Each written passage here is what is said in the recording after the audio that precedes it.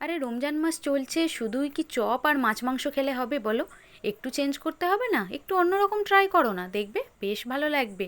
তো চলো আজকে একটু অন্যরকম রেসিপি তোমাদের সঙ্গে শেয়ার করব। তো তার জন্য কিছুই না, কী কী নিয়েছি সেটাই দেখাবো। তো দেখেই বলো, জিভে জল চলে আসছে না? গরম গরম ভাতের সঙ্গে কিন্তু বেশ যায় জানো, একটা করে এরকম পিস।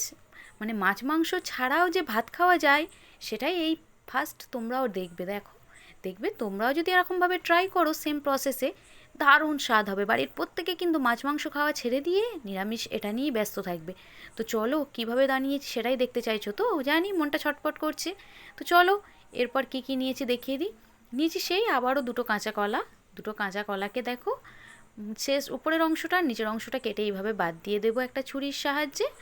দেওয়ার পর দু পিস করে নিয়ে ভালো করে খোসাটা ছাড়াতে হবে। আবারও বলছি, কাঁচা কলার খোসা যদি লেগে থাকে গায়ে, মানে সবুজ অংশটা যদি হালকাও লেগে থাকে, তাতে কিন্তু কলাটা খেতে একদমই ভালো লাগবে না, তিতো লাগবে, তো কষা লাগবে, এই যে প্রবলেমগুলো হবে। তো তার জন্য বললাম খুব ভালো করে ছিলতে হবে, যেন খোসাটা ছাড়াতে হবে, যাতে সবুজ অংশটা একদম না থাকে, ভিতরের সাদা অংশটা যেন বেরিয়ে আসে।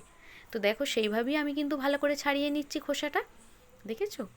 এইভাবে একটা ছুরি অথবা বঁটি, যে যেটাতে কমফোর্টেবল সে সেটা দিয়ে কাজটা করবে। তো করা হয়ে গেছে। নেক্সট চলো এটিকে আমি স্লাইস করে কেটে নেব। স্লাইস করে পিস করে নেওয়ার পর এটিকে জলের মধ্যে দিয়ে সিদ্ধ করবো, আর কিছুই কাজ না। খুব ইজি প্রসেস জানো, কোনো রকম ঝামেলা ছাড়াই কিন্তু তোমরা এটা করে নিতে পারবে। মানে একদিন যদি বাড়িতে মাছ বা মাংস না থাকে, তো কিভাবে রান্না করবে চিন্তা না করে এটা কিন্তু ট্রাই করতেই পারো। জাস্ট দুটো কাঁচা কলাতেই তোমাদের মানে 5 জনের খাবার একটাতেই কমপ্লিট, মানে দুটো কাঁচা কলাতেই কমপ্লিট হয়ে যাবে। তো চলো, বকতে বকতে দেখো সিদ্ধ করা হয়ে গেছে কাঁচা কলাটা, আর একটা চামচের সাহায্যে দেখো এইভাবে আমি একটা হাতা দিয়ে ভালো করে ম্যাশ করে নিচ্ছি। ম্যাশটা খুব ভালো করে করবে। নেওয়ার পর আমি প্লেট আউট করে নিয়েছি। প্লেট আউট করে নেওয়ার পর কী কী অ্যাড করছি সেগুলো দেখতে থাকো। নিয়েছি কাঁচা পেঁয়াজ, মানে কুচানো পেঁয়াজ, কুচানো লঙ্কা আর কুচানো ধনিয়া পাতা। তো সবগুলো এর মধ্যে অ্যাড করে দেবো একে একে। দেখো পুরো ভিডিওটা কিন্তু দেখতে থাকবে, কোনো রকমভাবে স্কিপ করবে না। মানে পুরো প্রসেস ফলো করলে তবেই কিন্তু সেম স্বাদের, দারুণ স্বাদের এই রেসিপিটা তোমরা তৈরি করতে পারবে। তো একে একে পেঁয়াজ, কাঁচা লঙ্কা, ধনেপাতা সব এর মধ্যে অ্যাড করে দিলাম। দিয়ে দেবো টমেটো সস, একটু বেশি করে টমেটো সস দেবে, টমেটো সসটা দিয়ে দিলাম। আর অ্যাড করে দেবো এর মধ্যে একটু সয়া সস, মানে 1 চামচ, খুব বেশি না, 1 চামচের থেকেও কম পারলে দিতে পারো।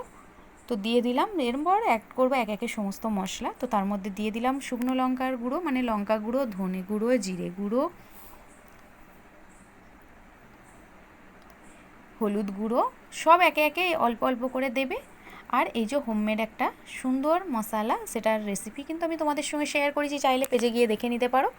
সেটাও দিয়ে দিলাম। দিয়ে দিলাম পরিমাণ মতো নুন, আদা রসুনের পেস্ট, আর স্বাদটাকে ব্যালেন্স করার জন্য সামান্য একটু চিনি, মানে অল্প একটু 2-4টে দানা। আর নেক্সট অ্যাড করে দেবো একটু জমাটে, যাতে খুব ভালো করে হয়, তার জন্য দিয়ে দেবো বেসন। তো 2 চামচ বেসন ব্যবহার করেছি আমি এখানে। দিয়ে খুব ভালো করে এইভাবে মেখে নেব। দেখো এইভাবে আস্তে আস্তে একটু মেখে নেবে খুব ভালো করে। নিয়ে তোমরা এবার এর বিভিন্ন রকম শেপ দিতে পারো।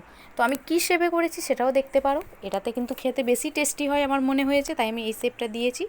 তো দেখো সবটা মাখানো হয়ে গেছে। এরপর হাতে একটু সামান্য তেল ব্রাশ করে নিয়ে এইভাবে অল্প অল্প করে পুরটা নেবে, নিয়ে একটা ওভাল শেপ দেবে।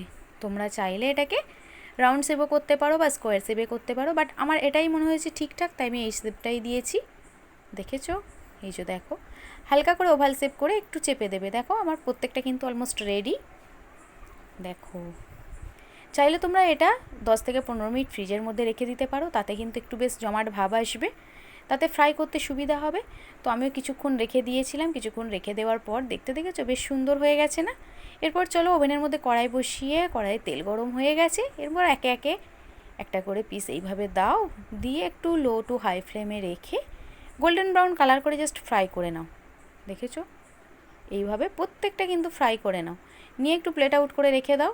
তাই বলে কি এটা চপ হিসেবে খেয়ে নিও না, কিন্তু খেলেও কিন্তু ক্ষতি নেই, বাট যেহেতু এটা আমরা একটা অন্য ইউনিক রেসিপি ট্রাই করব তাই বললাম। তো চলো, না খেয়ে জমিয়ে রেখে দাও। দেন ওভেনের মধ্যে আবারও একটা কড়াই বসিয়ে তাতে দিয়ে দিলাম অল্প একটু তেল। দেওয়ার পর দিয়ে দিলাম একটু তেজপাতা, একটা লবঙ্গ, আর আমি আগে থেকে একটা পেস্ট তৈরি করে রেখেছিলাম, তোমাদের জানতে ইচ্ছে করছে তো আমি এটা কিসের পেস্ট ব্যবহার করলাম, তো চলো সেটাও বলে দিয়েছি। দেখো টমেটো, কাঁচা লঙ্কা, ধনিয়া পাতা আর পেঁয়াজ সবগুলো একসঙ্গে খুব ভালো করে মিক্সিতে পেস্ট করে নিয়েছি। এই পেস্টটাই আমি এখানে ব্যবহার করেছি। দেখো একটা মিক্সিং জার নিয়েছি, তার মধ্যে দিয়ে দিলাম কুচানো পেঁয়াজ, কুচানো ধনিয়া পাতা আর একটা কাঁচা লঙ্কা আর একটা গোটা বড় সাইজের লাল টমেটো দিয়ে দেখো সুন্দর করে একটা ফাইন পেস্ট করে নিয়েছি। এই যে দেখেছো কালারটা কেমন হয়ে গেছে, কেন বলো তো? ধনিয়া পাতার জন্য। তো চলো এরপর এই পেস্টটাই কিন্তু আমি এখানে ব্যবহার করেছি। তো সেটা দেওয়ার পর এর মধ্যে দিয়ে দিলাম দেখো অল্প একটু নুন পরিমাণ মতো। একে একে সমস্ত মশলা আবারও অ্যাড করব। দিয়ে দিলাম হলুদ গুঁড়ো, জিরে গুঁড়ো, ধনে গুঁড়ো, যেহেতু লঙ্কা গুঁড়ো আগেও আমরা এতে ব্যবহার করেছি, আবারও একটু এখানে কাশ্মীরি লঙ্কার গুঁড়ো ব্যবহার করব, কারণ ঝালটা আমরা বেশি খাবো না। একটা পেস্টের মধ্যে কাঁচা লঙ্কা ব্যবহার করেছি, তোমরা চাইলে যদি ঝাল খেতে পছন্দ করো তো অবশ্যই আরেকটু এখানে লঙ্কার গুঁড়ো ব্যবহার করতে পারো। আর দিয়ে দিলাম হোমমেড ভাজা মশলা, দিয়ে খুব ভালো করে একটু মশলাটা এইভাবে কষিয়ে নিতে হবে। দেখো যখন দেখবে মশলা থেকে বেশ সুন্দরভাবে তেল ছাড়ছে, দেখোছো কতটা সুন্দর কালার হয়ে গেছে, কাজ কিন্তু অলমোস্ট কমপ্লিট। এরপর একটু সামান্য জল দাও, আর আগে থেকে যে চপগুলো তৈরি করে রেখেছো কাঁচা কলার কাটলেট বলতে পারো, তো সেগুলো একটা একটা করে এর মধ্যে অ্যাড করে দেবে, মানে জলটা ফুটে উঠলেই একটা একটা করে অ্যাড করে দেবে। দিয়ে কিছুক্ষণ ঢাকা চাপা দিয়ে রেখে দিলেই কিন্তু রেডি হয়ে যাবে দারুণ স্বাদের মাছ মাংস ছাড়াই সুন্দর এই রেসিপিটা। এই যে দেখো একটা একটা করে আমি এর মধ্যে অ্যাড করে দিলাম। একটা একটা করে দেওয়ার পর 5 থেকে 7 মিনিট একটু ঢাকা চাপা দিয়ে রেখে দেবে, দিয়ে হাই ফ্লেমে একটু ফুটিয়ে নাও, নিলেই দেখবে রেডি হয়ে যাবে। তো চলো প্লেট আউট করি। খাবার জন্য ইচ্ছে করছে তো, আমার তো দারুণ খেতে ইচ্ছে করছে, তো ভাবলাম চলো ভালো করে খাওয়া দাওয়াটা সারতে হবে। রোজার সময় গরম গরম এইরকম একটা রেসিপি হলে সঙ্গে গরম ভাত যদি হয় আর কিছুর প্রয়োজন নেই জানো। এরপর উপর থেকে দিয়ে দিলাম সামান্য একটু চিনি, স্বাদটাকে ব্যালেন্স করার জন্য। দেখেছো কতটা সুন্দর কালারটা হয়ে গেছে, দেখো বেশ জমজমাট ব্যাপার। দেখো জাস্ট দেখো। এরপর উপর থেকে সামান্য একটু ঘি দিয়ে দিলাম। ঘিয়ের ফ্লেভার কিন্তু কম বেশি যে কোনো রেসিপিতে দারুণ একটা টেস্ট দেয়, তো একটু ঘি দিয়ে দিলাম তার জন্য। ঘিটা দেওয়ার পর ওভেনটাকে বন্ধ করে দিয়েছি। এরপর ঠান্ডা করে প্লেট আউট করবো, নইলে গরম গরম প্লেট আউট করলে কি বলো তো দেখতে ভালো লাগবে না, মানে নষ্ট হয়ে যেতে পারে প্লেটটা, তো তার জন্য। দেখো ঠান্ডা হয়ে গেছে কিন্তু। এরপর চলো সুন্দর করে একটু ডেকোরেশন করে নিই, কারণ তোমাদের আমি আগেই বলেছি সুন্দর করে ডেকোরেশন করা খাবারের স্বাদ কিন্তু দ্বিগুণ বেড়ে যায়। তো চলো সেই একই কথা বলে সুন্দর করে আমি একটু ডেকোরেশন করে নিচ্ছি। গ্রেভিটা দেখেছো কতটা জমজমাট হয়েছে। এবার উপর থেকে একটু সামান্য পুদিনা পাতা দিয়ে আমি ডেকোরেশন করছি, যাতে দেখতে সুন্দর হয়, আর একটা কাঁচা লঙ্কা। জাস্ট দেখো লুকটা দেখো, দেখেই জিভে জল চলে আসছে। ইচ্ছে করছে তো গরম গরম ভাত দিয়ে একবার অন্তত ট্রাই করতে, তো দেরি না করে অবশ্যই কিন্তু একবার ট্রাই করো। আর ভালো লাগলে অবশ্যই আমার পাশে থেকো। ফেসবুক বা ইনস্টা থেকে দেখে থাকলে পেজটিকে ফলো দিও, ইউটিউবে থেকে দেখলে অবশ্যই কিন্তু চ্যানেলটিকে সাবস্ক্রাইব করে প্রচুর পরিমাণে শেয়ার করে দাও। তো চলো আমি একটু গরম গরম ভাত দিয়ে খেয়ে দেখাই তোমাদের, যাতে আমার জিভে জলটা না আসে এবং তোমাদের জিভে জল আসে। তো চলো বাই, টেক কেয়ার।